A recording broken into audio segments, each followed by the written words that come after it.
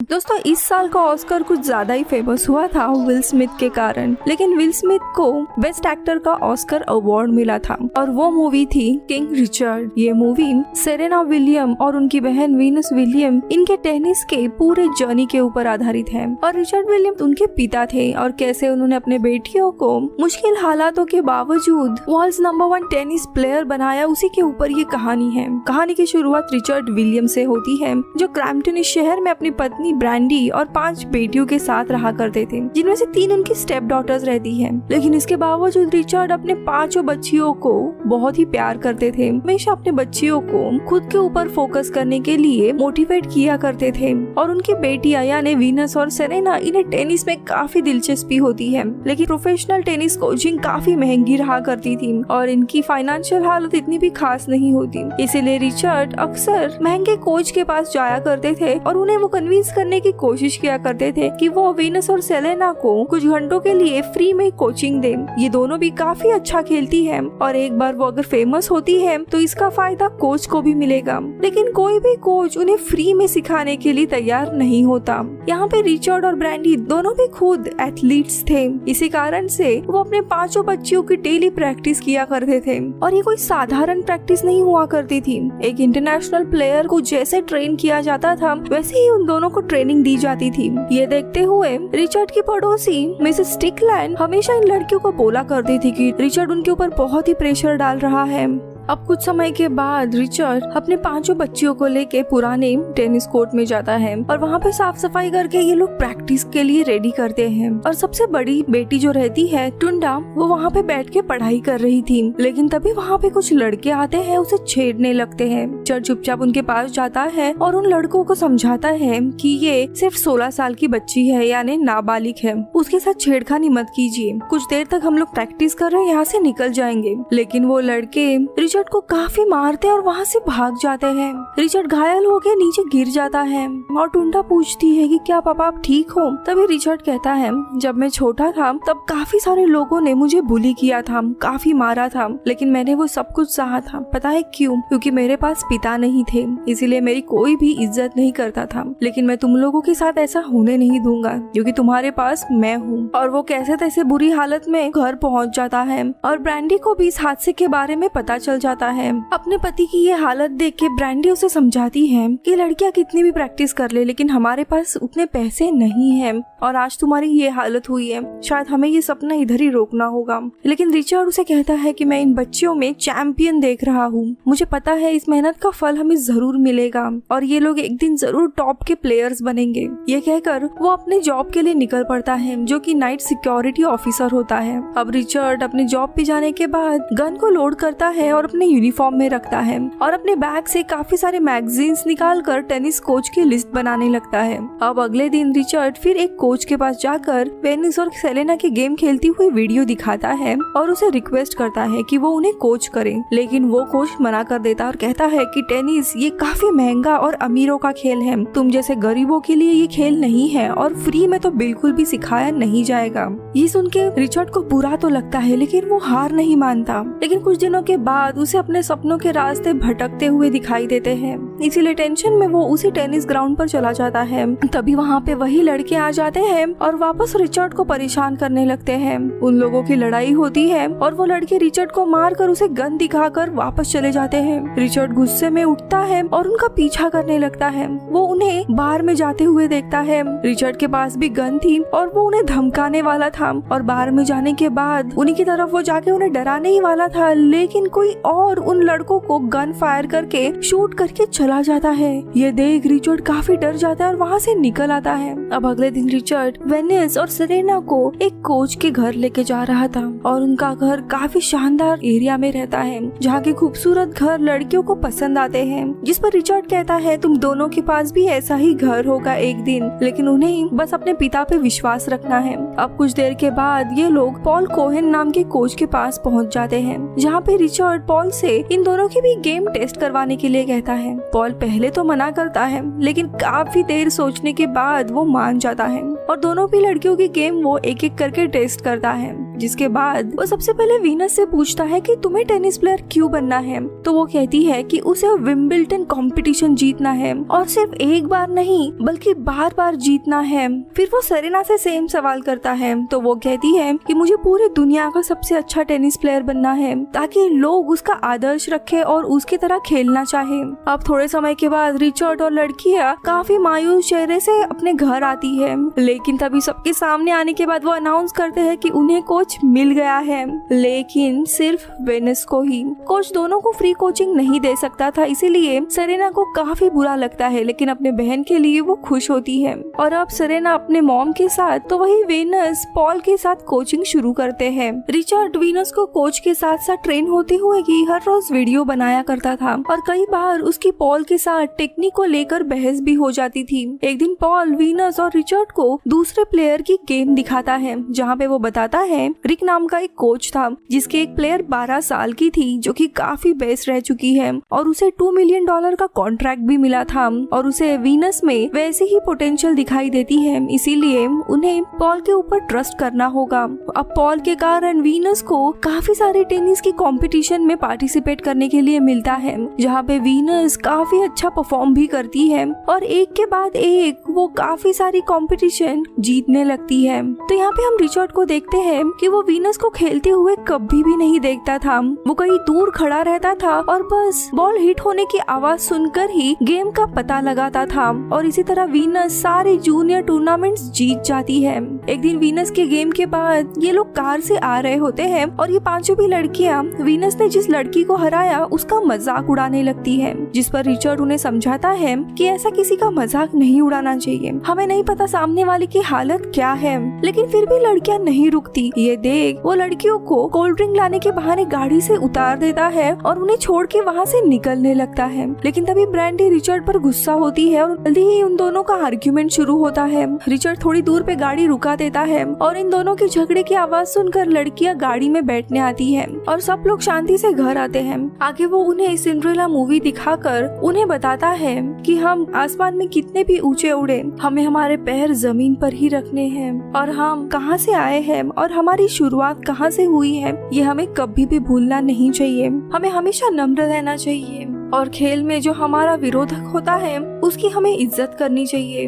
अब एक दिन शाम को रिचर्ड के घर पे पुलिस आती है गिरफ्तार करने के लिए, क्योंकि उसके पड़ोसी ने उसके अगेंस्ट कंप्लेंट की थी कि वो इन बच्चों को अब्यूज करके काफी प्रेशराइज कर रहा है उन्हें प्लेयर बनाने के लिए। लेकिन रिचर्ड गुस्सा होता है और ऑफिसर से कहता है कि मेरे घर में 5 लड़कियां हैं जो कि फ्यूचर में डॉक्टर, लॉयर और टेनिस प्लेयर बनने वाली हैं, इसीलिए वो मेहनत कर रही है और पुलिस भी उनके माता पिता को ही पकड़ने आए हैं, जबकि सड़क पर नशे की हालत में गिरे हुए बच्चे या फिर बच्चों को छेड़ने वाले लोग आसानी से घूम रहे हैं। पुलिस उन्हें नहीं पकड़ रही है, हमने कुछ भी नहीं किया, सीधे साधे लोग हैं इसीलिए हमारे पीछे आई है। ये सुन के पुलिस चली जाती है और ब्रैंडी मिसेस स्टिकलैंड को आखिरी वार्निंग देके आती है। अगले दिन वीनस का वापस एक टूर्नामेंट होता है जहाँ पे सेरेना भी चुपके से अपना नाम रजिस्टर करवा लेती है और टूर्नामेंट शुरू हो जाता है। रिचर्ड वीनस की गेम सुन रहा होता है कि तभी पीछे के बैकग्राउंड से उसे सेरेना की तारीफ सुनाई देती है, इसीलिए वो दूसरी तरफ जाता है और सेरेना को इतना अच्छा खेलते हुए देख ब्रैंडी और रिचर्ड भी उसे एनकरेज करते हैं और सेरेना के लिए काफी खुश होते हैं। इस टूर्नामेंट में सेरेना सिल्वर ट्रॉफी जीतती है तो वही वीनस गोल्ड। अब घर आने के बाद न्यूज़पेपर में वीनस की ही चर्चाएं हो रही थी, लेकिन उसी समय हम टीवी पर ब्लैक लोगों के ऊपर हो रहे अत्याचार को भी देखते हैं।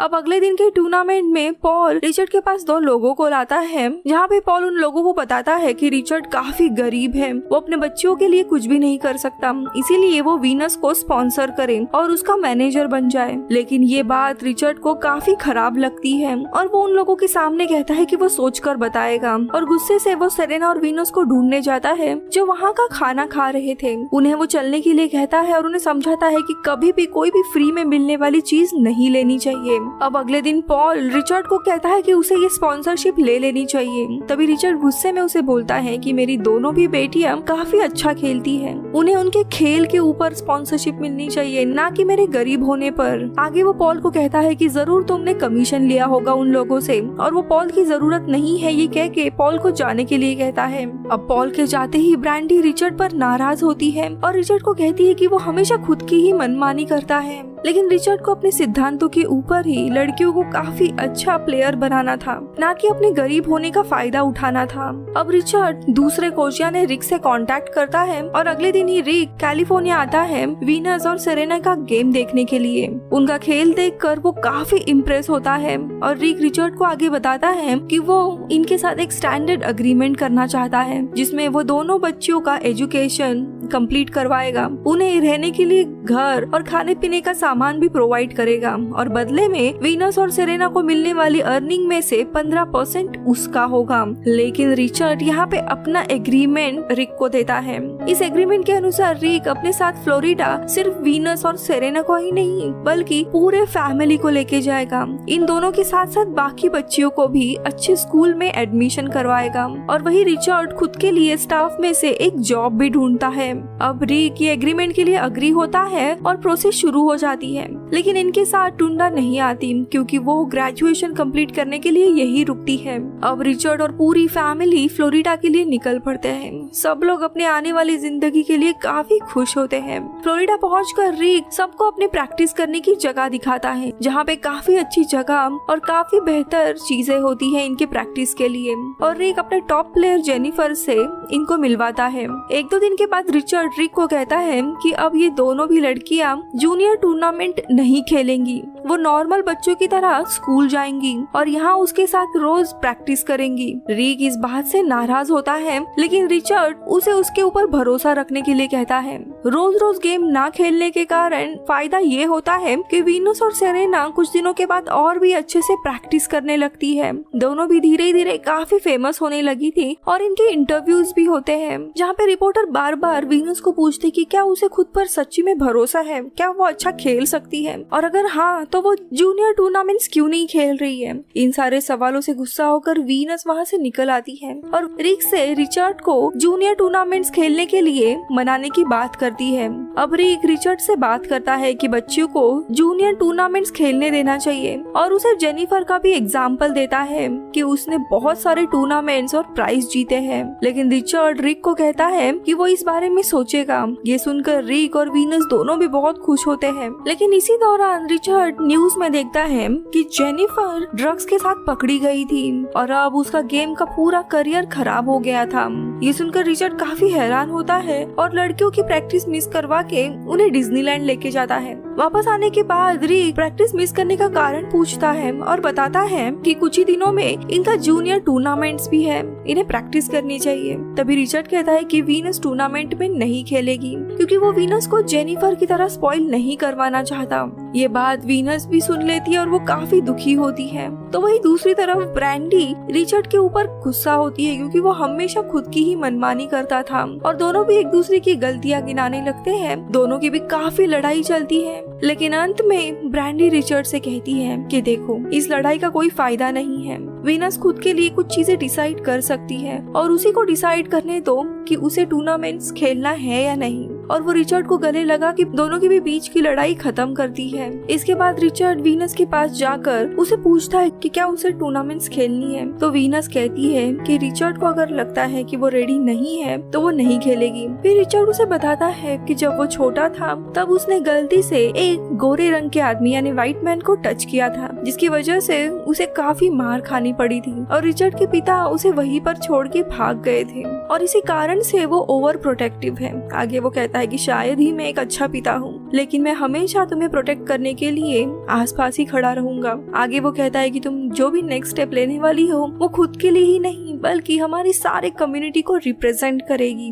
वीनस उसे भरोसा दिलाते हुए कहती है कि वो अपने पिता को निराश नहीं करेगी और वो टूर्नामेंट के लिए रेडी होती है। इस बात पे रिक भी बहुत खुश होता है। अब तक वीनस काफी फेमस हुई थी और उसके पास टूर्नामेंट के पहले ही रिबॉक का स्पॉन्सरशिप आ जाता है, जो वीनस को $3 मिलियन का ऑफर देते हैं और साइन करने के लिए आज रात का समय देते हैं, जिसके लिए रिचर्ड तुरंत वहाँ पे मना करता है। तो रिक उसे कहता है कि अगर वीनस ने कल अच्छा नहीं खेला तो उसके हाथ से ऑफर भी चला जाएगा। लेकिन वीनस और रिचर्ड डिसाइड करते हैं कि वो ये ऑफर नहीं लेंगे, क्योंकि अगर वीनस अच्छा गेम खेलती है तो उसे इससे भी अच्छे ऑफर मिलेंगे, क्योंकि वीनस को अपने खेल के ऊपर भरोसा था।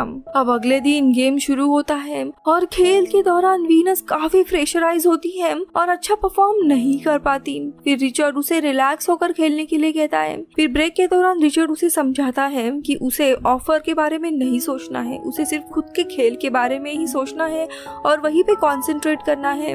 और यही सोच के वीनस पूरा ध्यान खेल पे लगाती है और वो बेटर परफॉर्म करने लगती है और देखते ही देखते गेम जीत जाती है। लेकिन उस गेम के साथ वीनस बहुत ही ज्यादा फेमस हो जाती है और रिक आके कहता है कि रिबॉक ने अब उसे $1 मिलियन का ऑफर किया है। लेकिन रिचर्ड उसे भी रुकने के लिए कहता है। लेकिन रिक कहता है कि यार अगला मैच वर्ल्ड के नंबर 1 प्लेयर से है, जहाँ पे वो हार भी सकती है। लेकिन रिचर्ड वो ऑफर नहीं लेता और वीनस पर भरोसा करने के लिए कहता है। अब टेनिस कोर्ट से निकलते हुए रिचर्ड सेरेना को खड़ा देखता है। सेरेना की आंखों में खुद के लिए मायूसी झलक रही थी कि वो वीनस की तरह इतना अच्छा परफॉर्म नहीं कर पाई। लेकिन रिचर्ड सेरेना को समझाता है कि वो एक दिन वीनस से भी अच्छी प्लेयर बनेगी। अब टूर्नामेंट के लिए ब्रांडी वीनस को रेडी करते हुए मोटिवेट करती है और कहती है कि वो याद रखे कि वो कौन है, कहाँ से आई है। अब मैच शुरू होता है और रिचर्ड बाहर आकर टीवी पर मैच देखता है। यहाँ पर वीनस के ऊपर बहुत ही प्रेशर रहता है, लेकिन फिर भी वो पहला राउंड जीत जाती है। लेकिन सेकेंड राउंड पर दूसरी प्लेयर वॉशरूम जाने के लिए टाइम लेती है। सब लोग समझ रहे थे कि ये सिर्फ एक ट्रिक है जिसमें वीनस का मेंटल पेशेंस खत्म हो जाएगा और वो पैनिक होकर जल्दबाजी में कोई ना कोई गलती करेगी और उसकी बॉडी पूरी तरीके से कूल हो जाएगी, जिससे गेम दोबारा शुरू करने पर वीनस को वार्म अप में टाइम लगेगा। और बिल्कुल ऐसा ही होता है। दूसरी प्लेयर 10 मिनट के बाद आती है। तब तक वीनस बहुत ही पैनिक होती है। वीनस पूरी कोशिश के साथ खेल रही थी, लेकिन वो पहले से कम एक्टिव होती है और खेलते ही खेलते वो एक बार गिर भी जाती है। रिचर्ड इसका अनुमान लगाते हुए कोर्ट में बैठ जाता है अपने फैमिली के साथ और वीनस देखते ही देखते दोनों राउंड हार जाती है, जिसके बाद वो चेंजिंग रूम में बैठे रो रही होती है, जहाँ ब्रांडी और रिचर्ड उसे संभालते हैं। और रिचर्ड उसे कहता है कि आज मुझे तुम पे काफी अभिमान है और उसे उदास होने की कोई भी जरूरत नहीं है, क्योंकि उसके सामने कोई साधारण प्लेयर नहीं थी, दुनिया की नंबर 1 प्लेयर खेल रही थी। उस कॉम्पिटिटर से हारना ये अपने आप में बहुत ही बड़ी बात थी। और उसी उदास हालत में वो कोर्ट से बाहर आती है और वहाँ पे सारे लोग वीनस का नाम लेके उसे वेलकम करते हैं, उसे चेयर अप करते हैं। ये देख वीनस काफी हैरान हो जाती है। सब लोग वीनस और सेरेना का ऑटोग्राफ लेने के लिए आते हैं और इसी तरह इन दोनों का भी करियर शुरू होता है। इस बात के 9 महीने के बाद उसे $12 मिलियन का रिबॉक का ही स्पॉन्सरशिप मिलता है और वो उस वक्त सिर्फ 15 साल की थी। और उसके 2 साल के बाद सेरेना भी वीनस को ज्वाइन करती है और अंत में हम विलियम्स फैमिली के कुछ रियल फोटो देखते हैं, जहाँ पे रिचर्ड विलियम उनके स्ट्रगल की कहानी बताते हैं और ये मूवी इधर ही खत्म होती है। Bye bye.